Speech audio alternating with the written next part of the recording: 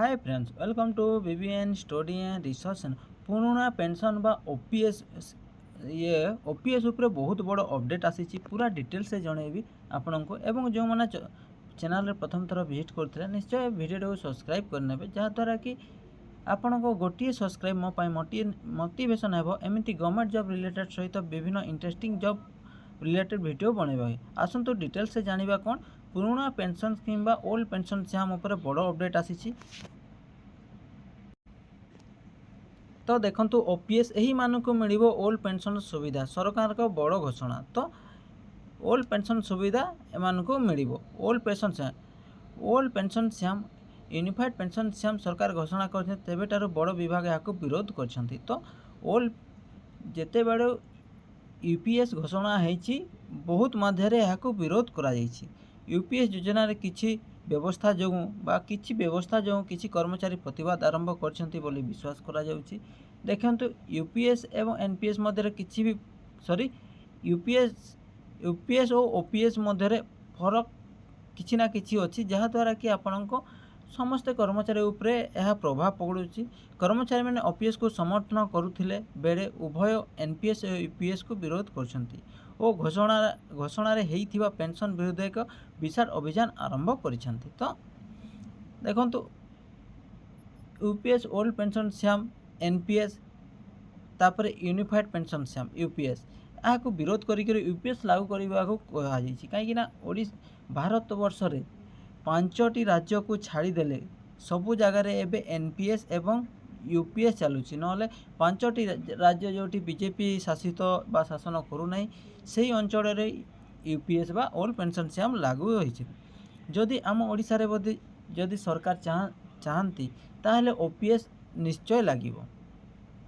ता विरुद्ध रे आपण विभिन्न गणमाध्यम किछि माध्यम रे मध्य जोटा हितिला कोन कर्मचारी माने सोशल मीडिया एक्स रे अभियान आरंभ करथिले। देखंतु किछि दिन आगु कोन सोशल मीडिया एक्स रे हैशटैग कोन दिया हितिला हैशटैग ओल्ड पेंशन स्कीम बा ओपीएस को टैग करा हितिला जहा द्वारा कि हा केते ऑल वर्ल्ड रे 2 नंबर रैंकिंग के ट्विटर बा आपण कोन कहबी एक्स रे रैंकिंग करूथिला।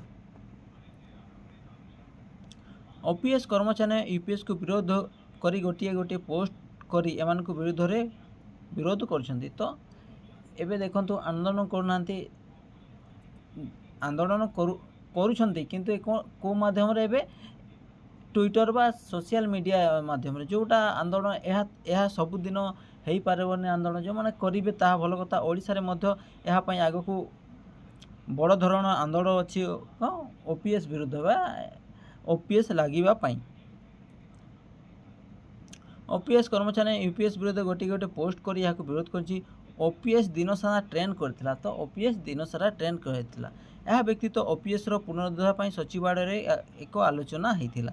तो ओपीएस रो जो कर्मकर्ता माने अछंती जे मुख्य अछंती ओपीएस रो पुनरुद्धार पई सचिवालय रे एक आलोचना होइथिला।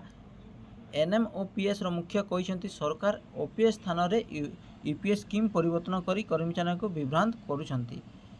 एनएमओपीएस रो मुख्य कहिसंती ओपीएस और यूपीएस योजना समान किंतु कर्मचारी माने क्षति अधिक। ओपीएस एवं यूपीएस रे समान किंतु आपणक कर्मचारी ये क्षति अधिक कहीं देखंतु